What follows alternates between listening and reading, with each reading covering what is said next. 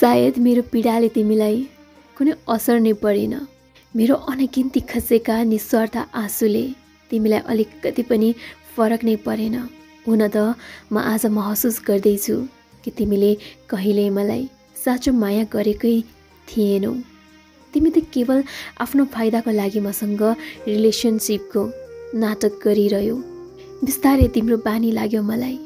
म पागलसरी तिम्रो पछि लाग्न थालेँ। तिम्रो लागि आफैलाई हजारौँ चोट दिन थालेँ। दिनरात मन दुखेर आँसु बगाए। तिम्रो यादमा पल पल तडपिए। तिम्रो कल मेसेजेसको वेट गरे। तर तिमीले मेरो कल मेसेजेसको सम्म पनि रिप्लाई दिनु जरुरी ठानेनौ है। तिमीलाई थाहा छ त्यो तिम्रो लागि लेखिएका हजारौँ मेसेजेसहरू मेरो आँसुले लेखिएको हो भनेर। मेरो चित्त दुखेर सहनै नसकी मेरो मनको कुरा पोखिएको हो भनेर।